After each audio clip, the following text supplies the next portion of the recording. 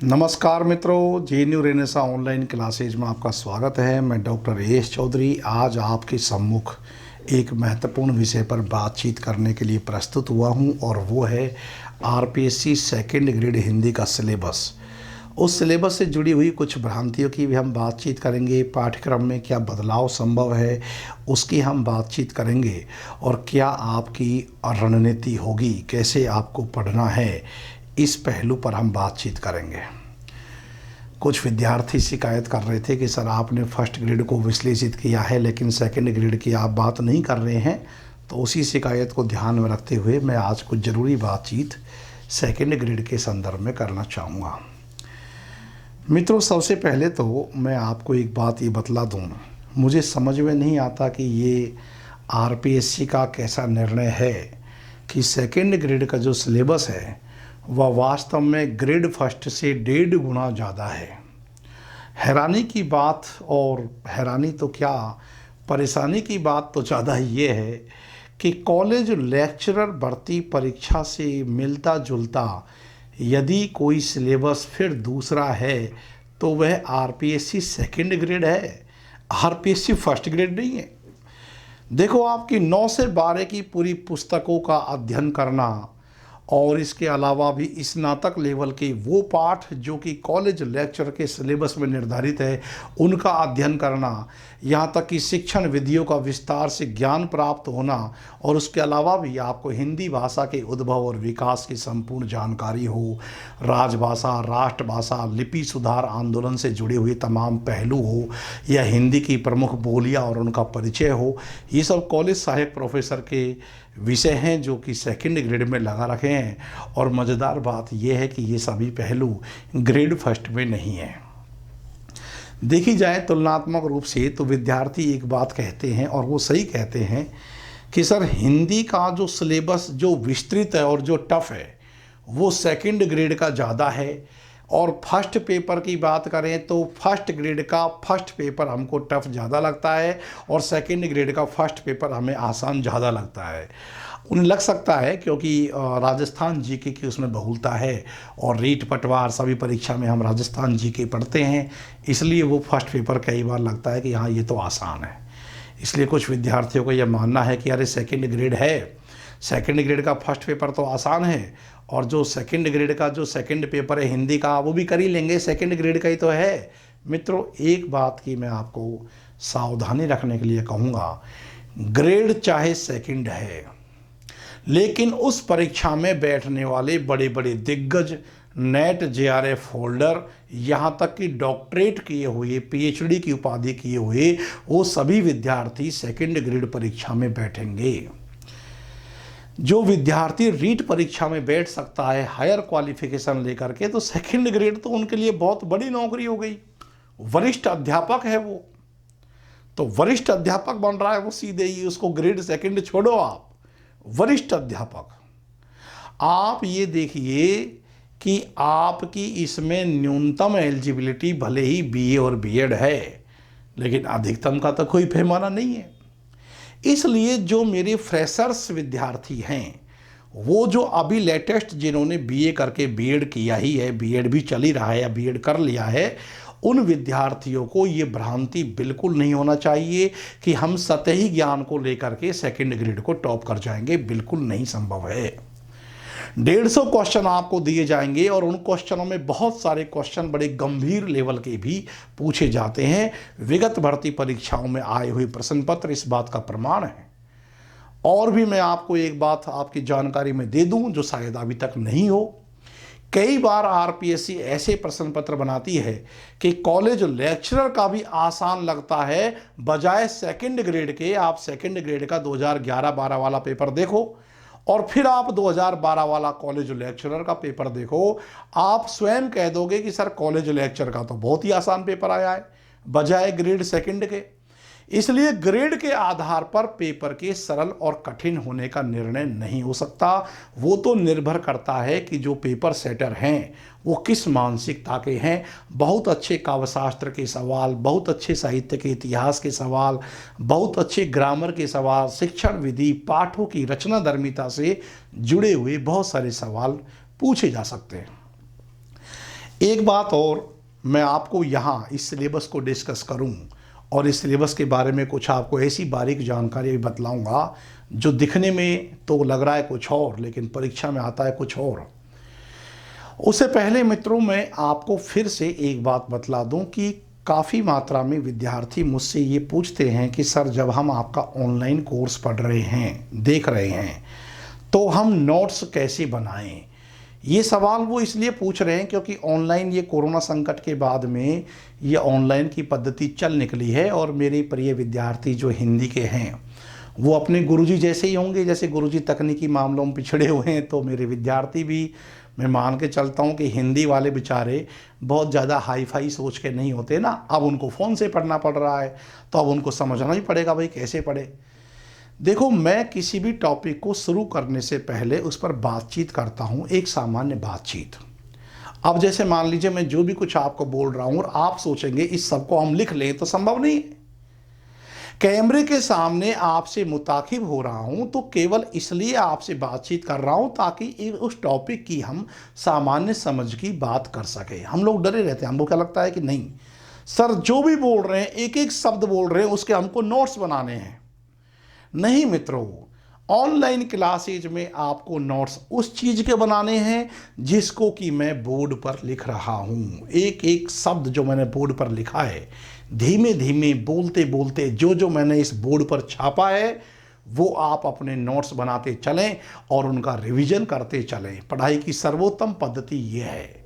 फिर सवाल ये उठता है कि फिर जो आप बोल रहे हो क्या उसको हम नहीं लिखें, और लिखें तो कैसे लिखें। उसको लिखने की आवश्यकता नहीं है। आपको पीडीएफ फॉर्मेट में हम नोट्स सेंड करने वाले हैं 2-3 दिन से।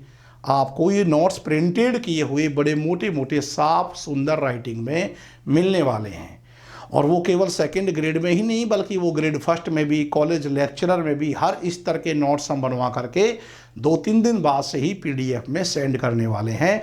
जिस टॉपिक के नोट्स बनकर प्रूफ हो गए हैं वो डालना शुरू कर देंगे। आप उनकी प्रिंट आउट भी निकाल करके पढ़ सकते हो, वो आपके ऊपर निर्भर है। आपके ऐप में वो सुविधा आपको दी जा रही है। आप अपने नोट्स बना करके पढ़ लेंगे और फिर आप मेरे नोट्स पढ़ लेंगे। अब यदि मान लो कोई विद्यार्थी ऐसा है जो बहुत भयंकर व्यस्त है, वो क्या करे, उसके पास तो इतना टाइम ही नहीं है कि वो नोट्स बनाए, या वो इसने स्कूल ज्वाइन कर रखी है, या वो 3rd ग्रेड का टीचर है। अब उसके लिए भी मेरी एक सलाह ये है कि वो नोट्स यदि नहीं भी बनाता है तो मेरे व्याख्यानों को बहुत ध्यान से सुन जरूर ले। हालांकि मैं विद्यार्थी होता और मुझे कोई मेरा गुरुजी ऐसे पढ़ाता तो मैं ये गलती कदापि ना करता।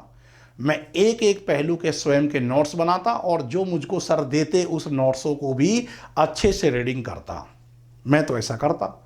लेकिन आपको लगता है कि नहीं, हमको नोट्स मिल जाएं, हम उसमें से देख लेंगे, हमारे पास टाइम नहीं है नोट्स बनाने के लिए, फिर भी हमको सफल होना है।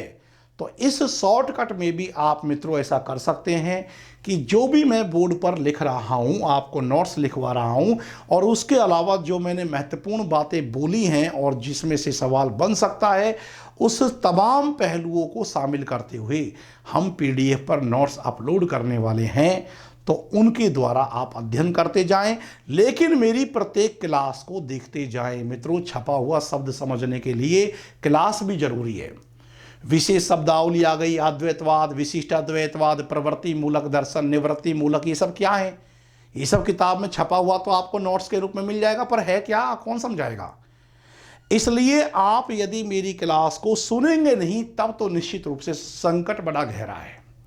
हाँ, इसमें भी आपका बचाव है कि आप मेरी क्लास को ध्यान से सुन रहे हो, आवश्यक लगे वहाँ नोट्स बना रहे हो, अन्यथा मेरे नोट्सों की रीडिंग साथ साथ कर रहे हो, वहाँ भी आपकी सफलता के पूरे पूरे चांस हैं। और जो विद्यार्थी स्वयं अपने हाथों से नोट्स बना करके रीडिंग कर रहा है, रिवीजन कर रहा है, और मेरे हुए 2 नोट्स का भी वो रिवीजन करता रहेगा, तो उसकी सफलता में तो कोई संदेह ही नहीं है, वो तो टॉप करेगा। इन पहलुओं से आपको पढ़ना है। मैं आपको लगातार बोल रहा हूं, समझा रहा हूं, तो विचलित नहीं होना है। मुझे पता है कि आपको क्या लिखाना है। मैं ऐसे बोल रहा हूं और आप सोच रहे हो कि आप उसको लिखते चले जाओगे, कैसे पॉसिबल है? आप मशीन थोड़ी हो। मुझे पता है कि आपको ये लिखाना है, इसलिए जब मैं लिखाऊंगा आप नोट्स बनाएंगे, तो प्रत्येक पहलू को मैंने बोर्ड पर एक एक टॉपिक, एक एक विशेषता, एक एक कवि का परिचय, उनकी तमाम रचनाएं, उसकी रचना धर्मिता की तमाम बारीकियां, तुलना, अंतर, ये सब पहलू मैंने बोर्ड पर दर्ज किए हैं। इसलिए आपके लिए बोर्ड ही सत्य है। और आप उनके नोट्स नहीं बना पा रहे हैं समय अभाव के कारण, तो आप वीडियो क्लासेस जरूर देखें और आप निरंतर अपने नोट्सों का दोहराव करते रहें। ये शिकायत मैं आपकी बहुत जल्द समाप्त कर दूंगा। मैं आपको यकीन दिला रहा हूं कि जो अब अगला संडे आएगा उससे पहले पहले आपको नोट्स अपलोड करना मैं शुरू कर दूंगा। इतने नोट्स मैं आपको देने वाला हूं कि एनसीईआरटी की जो 9 से 12 की पुस्तकें हैं, इनसे भी जो संभावित सवाल बनते हैं, मैं उन संभावित सवालों को खोज खोज करके और टाइप करवा करके आपको पीडीएफ में प्रत्येक पाठ के क्वेश्चन आंसर वो भी दूंगा। एक एक पाठ को भी हम यहाँ पढ़ेंगे, क्वेश्चन आंसर ही मैं आपको एक साथ दूंगा कि ये 9वीं क्लास के पाठ के प्रश्न ने 10वीं क्लास के, कुछ बचेगा ही नहीं। प्रण कर लिया है हमने भी इस बार कि कुछ छोड़ना ही नहीं है। रिजल्ट जो अपना चरम पर चलता जा रहा है उसको और चरमोत्कर्ष प्रदान करेंगे इस बार। अब इसमें आप ज़बरदस्त ठीक वैसी मेहनत करें जैसी आपको मेरी पढ़ाने की मेहनत दिखलाई देती है। और मैं उम्मीद करता हूँ, और वैसे भी मुझसे जुड़ने वाले विद्यार्थी बहुत ही असाधारण कोटि के होते हैं, बहुत गंभीर और जिज्ञासु होते हैं। बहुत सतही कोटि के विद्यार्थियों के लिए तो मैं उपयुक्त भी नहीं हूँ। जिनको केवल यही जानना है कि हमको रचनाकारों का परिचय करा दो, वो तो कहीं भी जाकर के पढ़े, कुंजियों से पढ़ लें, पासबुकों से पढ़ लें। उसके लिए कहाँ पढ़ने की आवश्यकता है, क्योंकि अब परीक्षा पद्धति ऐसी नहीं रही, चीज़ें बदल चुकी हैं। आमूलचूल बदलाव आप विभिन्न प्रतियोगी परीक्षाओं में देख रहे हो। अभी यूपी में 2nd ग्रेड का पेपर हुआ है, टीजीटी वाला, वो भी आपने देखा होगा कि कैसे हिला देने वाला पेपर आया, जो कॉलेज लेक्चरों के पेपरों पर भी भारी है। तो मित्रों, ये डिपेंड करता है, आपकी सूक्ष्म तैयारी और आपकी स्थूल तैयारी दोनों होनी चाहिए। अधिकतर विद्यार्थी सोचते हैं कि स्थूल तैयारी से काम चल जाए तो वो तो इस बैच के बाद अगले बैच का वेट करें, वो तो पढ़ता रहेगा, भगवान जाने उसका उद्धार कब होगा। इसलिए मैं बार बार कहता हूँ, युवा लोग हो, टक टक चोट सुनार की मारने की आवश्यकता क्या है, बस लोहार वाली एक चोट मार दो। बोला गुरु हथौड़ा हाथ करती बार बार प्रहार, सामने अट्टालिका प्रकार। तो आरपीएससी के एग्जाम विविध प्रकार, बस गुरु हथौड़ा हाथ में लेकर के चोट मार दो आप। अब बात करते हैं हम 2nd ग्रेड के सिलेबस के संदर्भ में। ये हमारी बातचीत हुई। और हाँ, एक बात और मुझे याद आ रही है कि मेरे विद्यार्थी लगातार मुझसे पूछ रहे हैं कि सर लाइव क्लास का क्या। देखो, रिकॉर्डेड क्लास की अपनी विशेषता है और मैं अपने विद्यार्थियों को रिकॉर्डेड क्लास पढ़ने की पूरी सलाह दे रहा हूँ। लेकिन जिन विद्यार्थियों को ये सोच लिया है जिन्होंने कि हम तो सर की उन्हीं क्लासेजों को लाइव देखना चाहते हैं जो सर क्लास में पढ़ा रहे हैं, तो जो अभी मेरा ग्रेड 1 का और ग्रेड 2 का बैच चल रहा है, मुझे क्या फ़र्क पड़ेगा, मैं उन क्लासों को लाइव कर दूंगा। आप लाइव से पढ़ना चाहें तो लाइव के लिए एक नया ऐप अपना लॉन्च होने वाला है और वो आप फिर डाउनलोड करेंगे। 1 दिसंबर से मैं लाइव क्लास का प्रावधान भी आपको दूंगा। आपको रिकॉर्डेड पसंद है, आप रिकॉर्डेड पढ़ो। आपको लाइव क्लास पसंद है, आप लाइव क्लास पढ़ो। आपको ऑफलाइन पसंद है, आप ऑफलाइन पढ़ो।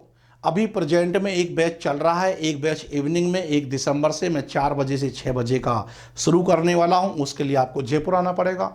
आ रहे हैं बच्चे, बहुत दूर दूर से आ रहे हैं, आप उस प्रकार से पढ़ सकते हैं। आप लाइव पढ़ो, रिकॉर्डेड पढ़ो, ऑनलाइन पढ़ो, ऑफलाइन पढ़ो, सवाल ये नहीं है मित्रों। सवाल तो ये है कि इस बार हम अपना स्थान किस जगह प्राप्त कर पा रहे हैं, क्योंकि जगती वणिक वृत्ति है रखती, काम नहीं परिणाम निरखती, मुझे यही खलता है। साकेत की उर्मिला कहती है, मैथिली शरण गुप्त कहते हैं कि जगती वणिक वृत्ति है रखती, दुनिया आपसे रिजल्ट पूछेगी, रिजल्ट फेल पास, पास तो कौन सी रैंक, टॉप कहाँ। ये संसार बड़ा बढ़िया की सोच वाला है, इसको रिजल्ट से मतलब है। कर्म आपके चाहे कितने भी अच्छे रहे हों, लेकिन यदि हम सफल नहीं हुए, अरे यार फला का छोरा तो बेकार, शैतानी करता होगा, मटर गश्ती करता होगा, पढ़ता कहाँ था, चाहे वो बेचारा बहुत साधना कर रहा है ईमानदारी से। मित्रों, इसलिए कोई नहीं पूछता है अंतिम चीज सफलता को, पूछते हैं सफलता या सफलता, दुनिया उसी को सलाम करती है। और रामधारी सिंह दिनकर की जो पंक्ति रश्मि रथी में आपको पता है कि रश्मि रथी कर्ण के लिए आया है। उसमें कहा है कि पत्थर की सी हो मांसपेशियाँ, लोहे से भुजदंड अभय, नस नस में हो लहर आग की, तभी जवानी पाती जय। तो मित्रों, नस नस में लहर हिंदी की, तो तभी जवानी पाती जय। इस हिंदी को अपने नस नस में उतार लो, अपनी श्वास बना लो, ऐसी श्वास बना लो कि ये हिंदी किताबों में नहीं, आपके प्राणों में, आपके तनमन में, आपकी वेदना में हिंदी निखर करके सामने आए और लगे कि हम इस विषय में डूब चुके हैं। और विशेषकर सेकंड ग्रेड के विद्यार्थियों की तो साधना थोड़ी ज़्यादा है। आप कहोगे कि सर ये कैसी आप उलटवासी कर रहे हो कि ग्रेड सेकंड की बात कर रहे हैं और साधना ज़्यादा है। बिल्कुल, साधना भी इतनी गहरी है कि स्नातक लेवल के जो पाठ लगे हुए हैं, सूर्यमल मिश्रण से लेकर के लहरों के राजहंस और कुछ विशेष 4 कहानियाँ, आप निबंध उसमें लगे हुए हैं, मध्यकाल आधुनिक काल के पाठ लगे हुए हैं। मित्रों, इन रचनाओं से तो भावार्थ वाले ऐसे ऐसे सवाल आएंगे जो आप यदि जान रहे हो तो आनंद की लहरें मन में उठेंगी, अन्यथा तो बड़ी भारी दिक्कत हो जाएगी। देखिए, ये आपका सिलेबस है जिसमें पार्ट फर्स्ट में 180 अंक दे रखा है। 180 अंक का मतलब हो गया इसमें से 90 क्वेश्चन आएंगे। और इस 90 क्वेश्चन के लिए इन्होंने क्या चीज को फिक्स किया है कि कुछ ग्रामर के टॉपिक हैं, वर्ण विचार, शब्द विचार, विकारी अविकारी, वाक्य, शब्द रचना, शब्द ज्ञान और शुद्ध लेखन। शुद्ध लेखन में वर्तनी की शुद्धता, वाक्य की, शब्द की शुद्धि, ये वाले पहलू, और अपठित गद्यांश, पद्यांश, लोकोक्ति, मुहावरे, इसके साथ राजभाषा, राष्ट्रभाषा, खड़ी बोली और देवनागरी लिपि में जो सुधार संबंधी प्रयास हुआ, ये पार्ट शामिल है। और इसके अलावा माध्यमिक शिक्षा बोर्ड राजस्थान जो अब चेंज हो चुका है, अब ये परिवर्तन क्या हो रहा है अपने सिलेबस में, परिवर्तन ये हो रहा है कि ये किताबें अब हमको नहीं पढ़नी, अब हमको पढ़नी है एनसीईआरटी। तो ध्यान रहे, ये जो पहलू है ये हट जाएगी और इसकी जगह आ जाएगी न्यू एनसीईआरटी 9 से 12। ये पढ़ना है, ये तब्दीली है। अब जो इसमें बताया गया है कि 180 अंक का ये है और इस हिसाब से 90 क्वेश्चन बनते हैं। लेकिन मित्रों, आप पुराने प्रश्न पत्रों को उठाकर देखो, ऐसा नहीं है कि यह विभाजन अंतिम है, क्योंकि पुराने प्रश्न पत्र के अनुसार आप देखेंगे तो लगभग 30 से 35 क्वेश्चन तो इसमें आ रहे हैं ग्रामर के। हाईएस्ट आप 35 क्वेश्चन तक चले जाओ और इसके बाद में आप देखो कि 30 क्वेश्चन इसमें आएंगे आपकी किताबों से, जो एनसीईआरटी वाली किताबें लगी हुई हैं। लगभग 30 क्वेश्चन आएंगे यहाँ से। तो 30 और 30 60, 5 65, 5 क्वेश्चन आएंगे आपके गद्यांश से। वो गद्यांश आ सकता है, वो पद्यांश आ सकता है। तो इस प्रकार आप देखेंगे तो 35 और 35 70 क्वेश्चन, 70 क्वेश्चन। और फिर इसमें हम, चूंकि यहाँ तो विभाजन लिखा हुआ है कि 90 क्वेश्चन का, लेकिन अधिकतम क्वेश्चन ये होंगे कि 35 क्वेश्चन ग्रामर के, 35 और 30 क्वेश्चन आप इसके किताबों के मान लो, 5 क्वेश्चन गद्यांश के, 70 क्वेश्चन तो ये हो गए। और ये जो आप देख रहे हैं राजभाषा, राष्ट्रभाषा, खड़ी बोली, देवनागरी लिपि के सुधार का जो इतिहास है, इसमें से आप 10 क्वेश्चन और खूब से खूब जोड़ करके मान लो। हालांकि 10 भी नहीं आते, इसमें से 6, 7, 8 लास्ट है, लेकिन खूब से खूब 10 मान लो। तो इस प्रकार 80 क्वेश्चन का ये मैटर तो तब है जब हमने इसको बहुत लंबा खींच दिया है। इसका मतलब ये है कि जो इसमें 180 अंक लिखा हुआ है, वास्तव में यहाँ से 90 क्वेश्चन ना पूछ करके हाईएस्ट 80 क्वेश्चन ही पूछे जाते हैं। और विगत भर्ती परीक्षा के प्रश्नों को आप गिन सकते हो। इस पूरे सेक्शन से आपको 80 क्वेश्चन से ऊपर नहीं मिलेंगे। 80 तो मैंने आपको अधिकतम का रेशा बताया है कि ये तो मैक्सिमम है। अब इसके जो 80 क्वेश्चन है तो 10 क्वेश्चन इसमें शेष रह गए। तो ये जो आप अंक देख रहे हो 80, असल में ये अंक 100 का आता है। ये अंक 100 का आने का मतलब ये इसमें आएंगे 50 क्वेश्चन। तो इसलिए मैं आपसे कह रहा हूं कि जो ये लिखा हुआ है इस बंटवारे को अंतिम मानकर तैयारी ना करें। हालांकि हमको तो इसमें प्रत्येक पॉइंट, एक एक बिंदु जो जहां भी लिखा हुआ है सबको गहराई से विश्लेषित करना है, पढ़ना है। लेकिन मैंने पिछले 4-5 बार के लगातार प्रश्न पत्रों को देखा है और ये देख करके मैं यहां निष्कर्ष निकाल रहा हूं। प्रमाण में लास्ट ईयर्स के आए हुए पेपर आप स्वयं देख सकते हो। अब यहां पर जो ये 80 अंक लिखा हुआ है वास्तव में ये 100 अंक का है। इसमें से 50 क्वेश्चन आएंगे। अब देखो ये क्या है, इस पहलू से जो मैं कह रहा हूं कि जो 80 अंक है इसको 80 अंक ना मान करके आप 100 अंक माने, इसको आप मान के चलेंगे 100 अंक।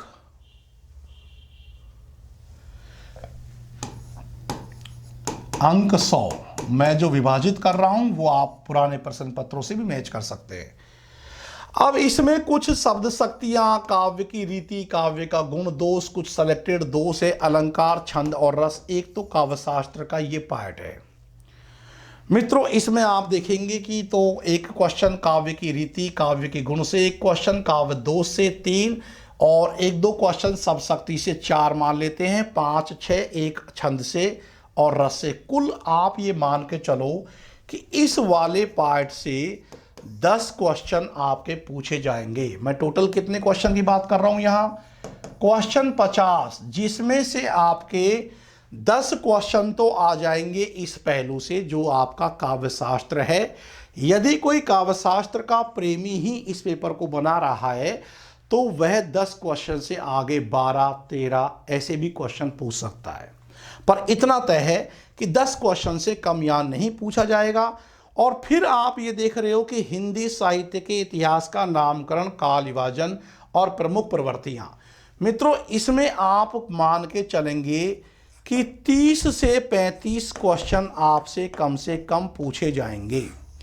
30 से 35 क्वेश्चन, इसका मतलब हम ये मान के चले, न्यूनतम हम मान के चले तो न्यूनतम 30 क्वेश्चन तो हिंदी साहित्य के इतिहास से आ रहे हैं। और ये जो आप देख रहे हो स्नातक लेवल के पाठ, भाषा विज्ञान, ये कबीर, तुलसी, सूर, मीरा, बिहारी, सूर्यमल मिश्रण, मोहन राकेश के लहरों के राजहंस, और इसके बाद में तो देखो 30 और 10 40 सवाल तो ये हो गए। इनमें से वो 10 से लेकर 15, इसीलिए मैं आपसे कह रहा हूं कि जो पहला वाला पार्ट जो गया है जिसमें से हमने 80 क्वेश्चन माने हैं वो भी वास्तव में हमने ज़्यादा माने हैं। वहाँ से तो आप देखेंगे तो 70-75 का रेशा निकलता है और वहाँ से 5 से 10 क्वेश्चन जो कम करते हैं उसको यहाँ इसमें उसका इजाफा करते हैं। तो तुलसी, सूर, मीरा, बिहारी, रत्नाकर, इस प्रकार से आप देखेंगे। और आगे देखो इसमें ये रचनाएं लहरों के राजहंस तक लगी हुई हैं और इसके बाद कुछ विशेष कहानियाँ भी लगी हुई हैं। और ये कहानियाँ हैं जिसमें आप देखेंगे तो उसने कहा था जहाँ लक्ष्मी कैद है, एक और जिंदगी, और परिंदे, निर्मल वर्मा।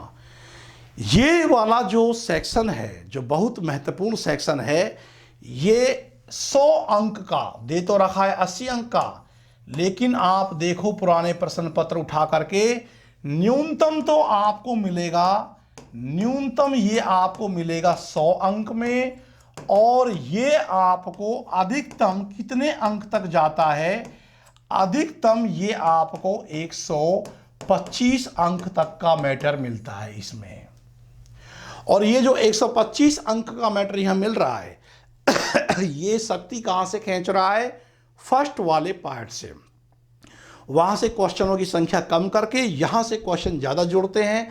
तो ये जो विभाजन एक बार पहले कर दिया है वो परंपरा के तरीके से लिखा आ रहा है, लेकिन इस विभाजन के आधार पर पेपर नहीं बनता है। इस बात का आपको विशेष ध्यान रखना है। हालांकि हमारे लिए एक एक बिंदु, एक एक पहलू महत्वपूर्ण है। चाहे देवनागरी लिपि जोड़ रहा है, वहाँ से भी 2 भी 3 भी क्वेश्चन आएंगे तो हमारे को तो एक भी क्वेश्चन गलत नहीं करना है। एक एक क्वेश्चन, एक एक टॉपिक महत्वपूर्ण है। लेकिन इसमें एक चीज़ यदि कोई फिक्स है तो वास्तव में यह है शिक्षण विधि। इसमें कोई दो राय नहीं कि इसमें 20 क्वेश्चन ही आएंगे और वो 40 अंक का ही होगा। एक बार हालांकि ऐसा हुआ है कि इसमें 20 क्वेश्चन ने आकर के 15 क्वेश्चन आ गए, लेकिन 20 क्वेश्चन से इसमें अधिक नहीं आएंगे, 15 क्वेश्चन से इससे कम नहीं आएंगे, और ये जो कम हो रहे हैं निर्धारित अंकों से फर्स्ट वाले या थर्ड वाले पार्ट में, ये सेकंड वाले की शक्ति बढ़ा रहे हैं। इसलिए मेरा मानना यह है कि एक एक शिक्षण विधि, देखो एक एक शिक्षण विधि या एक एक प्रश्न हमारे लिए 2 नंबर का है। टोटल हमसे कितना, टोटल की बात करें तो कितने क्वेश्चन आए, 150। अंक की बात करें तो कितने अंकों की बात है, 300 अंक। मित्रों, आप तब शहंशाही तरीकों से जीत दर्ज करोगे जब आप इस 150 सवालों में से कितने सवालों पर अपना दावा प्रकट करोगे। कम से कम नेगेटिव मार्किंग काटने पीटने के बाद 140 क्वेश्चन आपको बनाना है। कम से कम 280 अंक हमको 300 में से यही इसी प्रश्न पत्र में लाना है। और फिर फर्स्ट पेपर का जो मामला है उसमें तो आपको पता ही है कि लगभग आपका राजस्थान इतिहास आ रहा है, या उसमें भारत वर्ल्ड की थोड़ी बहुत जानकारी आ रही है, कुछ करंट आ रहा है, और आपके मनोविज्ञान से जुड़े हुए 20 क्वेश्चन आ रहे हैं। फर्स्ट पेपर उतना टफ नहीं है। वैसे अपने एप्लीकेशन पर आपको फर्स्ट पेपर की भी सुविधा हमने उपलब्ध करा दी है। ग्रेड फर्स्ट का भी फर्स्ट पेपर और ग्रेड सेकंड का भी फर्स्ट पेपर इस बार अपने प्लेटफॉर्म पर आपको कंप्लीट चीज़ें दी जा रही हैं। ये कहने का कहीं कोई मौका हम नहीं छोड़ रहे कि सर हमारा ये पार्ट कमज़ोर रह गया, यदि वो पढ़ लेते तो हम और अच्छा कर पाते। तो इस प्रकार मित्रों, आपके सामने एक एक पहलू, ये मान के चलो कि ये विधियाँ भी आपको इनको हल्के में नहीं लेना है। इन विधियों से भी सवाल बनते हैं। रसास्वादन विधि के बारे में कौन सा कथन सही नहीं है, इन सब पहलू की अवधारणात्मक जानकारी। मज़ेदार बात यह कि ये जितनी भी शिक्षण विधियां हैं ये सब हमारे हिंदी की शिक्षण विधि है। कहने को तो ये शिक्षण विधि है, लेकिन ये हिंदी से भिन्न नहीं है। एक एक टॉपिक का अध्ययन मेरे द्वारा कराया जाएगा, चाहे वो शिक्षण विधि हो, चाहे वो आपकी 9 से 12 की NCERT हो, काव्यशास्त्र हो, भाषा विज्ञान हो, या आपकी राजभाषा राष्ट्रभाषा लिपि हो, या साहित्य का इतिहास हो। ग्रामर के कुछ जरूर पहलू में एक सर का हम योगदान लेते हैं, बहुत अच्छे से वो ग्रामर पढ़ाते हैं, बाकी शेष ग्रामर भी मैं ही पढ़ाता हूँ। तो इसका सिलेबस पूरा की पूरा हमारी मुट्ठी में है मित्रों। इसलिए हम चाहते हैं कि जीत जान के साथ आप तैयारी में डूब जाएं। स्टडी चाहे सेल्फ करें या किसी संस्था से जुड़े, ऑनलाइन पढ़े या ऑफलाइन पढ़े, रिकॉर्डेड क्लास पढ़े या लाइव क्लास पढ़े, ये बड़े सवाल नहीं है। बड़ा सवाल तो ये है कि नस नस में लहर हिंदी की होनी चाहिए, और फिर अपना अंतिम परिणाम कि ये मेरा रिजल्ट निकला है, ये मेरी रैंक आई है, ये सोच के तैयारी करो। ये सोच के बिल्कुल मत करो कि सेकेंड ग्रेड आसान है, हम इसलिए पहले इस पर ध्यान देंगे। नहीं, आसान तो ना ग्रेड फर्स्ट है, आसान तो ना ग्रेड सेकंड है। जब हमको ये चीज़ें आसान लगने लगे तो हमको ये ध्यान रखना है कि मिला जुला के दोनों में हिंदी की पोस्ट 3000 से ऊपर तो आनी नहीं है। 1500 ग्रेड फर्स्ट में आ जाएगी, 1500 1400 कुछ ग्रेड सेकंड में आ जाएगी, लेकिन इन 3000 सीटों पर बैठने वाले कितने हैं? कम से कम 4 से 5 लाख लोग हिंदी के बैठने वाले हैं। ऐसा नहीं है कि मैं आपको ये कह करके विचलित कर रहा हूँ। मेरा कहने का उद्देश्य यह है कि जिस प्रकार से हम अपने जीवन को सीरियस लेते हैं, उसी प्रकार इस परीक्षा को अपने जीवन के साथ परस्पर अविभाज्य करके नहीं, इस पर जितनी आक्रामकता के साथ में इस युद्ध को जीतना है, उतनी आक्रामकता एक साथ आप दर्ज कर दो। किसी भी चीज़ को आसान ना माने तो किसी भी चीज़ से भयभीत होने की आवश्यकता भी नहीं है। टॉप करने वाले हमारे जैसे लोग, हम ही लोग हैं। लेकिन आत्मविश्वास रखो, अति आत्मविश्वास पतन का सूचक होता है। इसलिए अपना निर्धारित सिलेबस को अपने दीवार पर चस्पा कर लीजिए, उठते बैठते उसको देखते रहिए कि कितनी इकाइयों का आपने अध्ययन कर लिया, कितना आपने प्राप्त कर लिया। अपने स्वयं के नोट्स बनाइए, मेरे दिए हुए नोट्सों का अध्ययन कीजिए, बार बार अध्ययन कीजिए। मेरे पढ़ाने के साथ साथ तो आपको केवल NCERT अपने पास रखनी है, 9 से 12 वाली। उसके अलावा यदि आपको कुछ लाना है तो ये लहरों के राजहंस, ये जैसे बड़ी बड़ी 4 कहानियाँ हैं लहरों के राजहंस है, वो ले आए। इनको तो अपने पास रखो। गद्य की रचनाओं को तो, पद के तो जो पद लगे हुए हैं वो हम आपको PDF से भी उपलब्ध करवा देंगे, वहाँ से आप प्रिंट आउट निकाल सकते हो। तो मित्रों, ये है अपना सेकंड ग्रेड के अध्ययन करने का तरीका और इस अधिगम प्रक्रिया को किस प्रकार से आगे बढ़ाना है, किन महत्वपूर्ण बातों को ध्यान में रखना है। सिलेबस के बंटवारे के संदर्भ में मैंने आपको विशेष रूप से आज की जो क्लास है, मैं इसी बंटवारे को लेकर के आपके सामने आया हूँ कि ये जो लिखा हुआ है इसको आप अंतिम ना मानें। अंतिम तो वो है जो फिर प्रश्न पत्र आते हैं। एक एक पाठ हमारे लिए बहुत महत्वपूर्ण है। युद्ध स्तर से मित्रों तैयारी कीजिए और इसी प्रकार से हम लोग एक दूसरे के सम्मुख होते रहेंगे। अध्ययन की प्रक्रिया में डूब जाओ।